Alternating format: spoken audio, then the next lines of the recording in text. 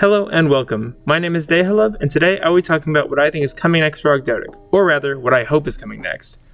I'm no designer, but I play this deck a lot. It is my favorite deck to play, and there are some areas that, if given attention, will massively improve the deck's output.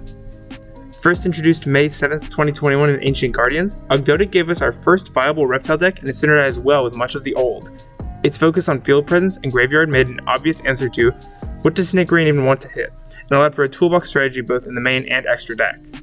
So, before addressing what Ogdoadic needs, let's talk about what it does. First, Ogdoadic is great at recurring field advantage through the looping of Curse and Alert, with the prior filling your board and the latter setting you up to do it all again. The obvious weakness is that these two worry the opponent will get jealous and hand out free candy like it's Halloween. This, of course, is something that is very important, but we'll return to later. Next, they are great at using a wide variety of extra deck staples.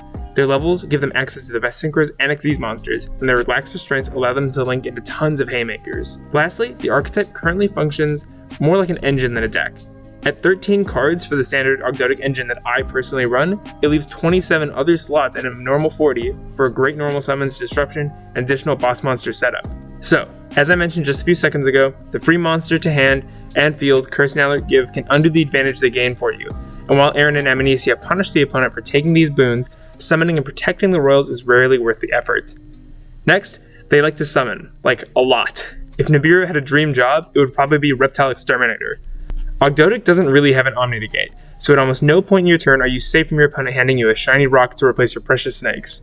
This also means you're inherently weak to floodgates, as floods are most easily avoided by making singular threats. The archetype also suffers from not having good normal summons. Naya does not count. He is Curse's little brother and should never be left unattended. Finally, the deck doesn't have an actual plan. Unless you count the awful mill field spell, which I don't, Ogdoadic expects you to use the level 8s to summon Aaron and Amnesia and their god monster. The problem with these three is their reactive nature. They're all strong with good stats, but the heavy cost associated with bringing them out and their passive nature mean the opponent can just walk around them and avoid their triggers. So, now that we know the deck's general strengths and weaknesses, we can talk about what it needs. First, extra deck monsters. A Link one would be an awesome way to start your plays. Maybe something that grants benefits if used for a tribute summon, like denying Curse and Alert's gifts, or milling a reptile to manipulate level or attribute. Some way to generate value that isn't a back row search, since Naya already does that and they're probably not going to double dip. Maybe to complement Naya, it could just search an Ogdoadic and power creep poor King of the Fairlands into retirement. Next, a rank 8 boss monster made with them in mind. By the time you land 2 level 8s and turn them into something new, you are far past needing play extension, which is the thing keeping the zombie vampire from entering my lists. His effect is strong, but if you needed him to mill to summon him, but you already have him, then you don't really need him. An obvious path would be granting the new boss monster more and more powerful effects for having greater numbers of reptiles in your graveyard. This would be on brand as Water Lily and Calling already care about unique names. I also like the idea of disruption that isn't negation. Melusine is creative and awesome, and I'd love to see something else that can be used a million times per turn. A synchro monster would also be nice. Anyone who plays this deck knows how badly the loss of Chaos Ruler hurt, so something to fill its role as a draw 1 Resurrection Body would be great. The biggest reason his replacement would want to be a synchro is Coatl.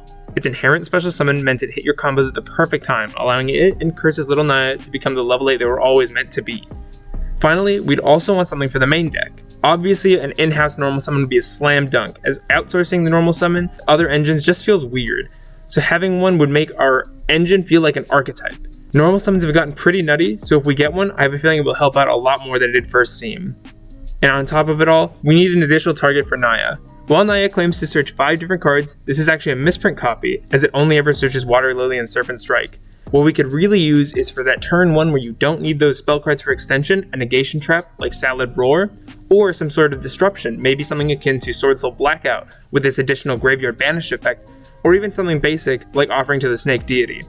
Something that doesn't set you back, but acts as a reflexive red button to push if things go too far in the opponent's favor. You often don't end with reptiles on board, so either the new boss monster fulfilling this new criteria or some other creative trigger would be really nice. I know I upload less and less, I am a college student of course, but for everybody that subscribes and watches these videos, I really appreciate it. I also am very happy to see just a small number more people playing Ogdoadic. It's a really cool deck, a really fun deck, and I'm excited to share tech and hear what you do. With that said, that's all for me. Thank you very much for watching, and I'll see you next time.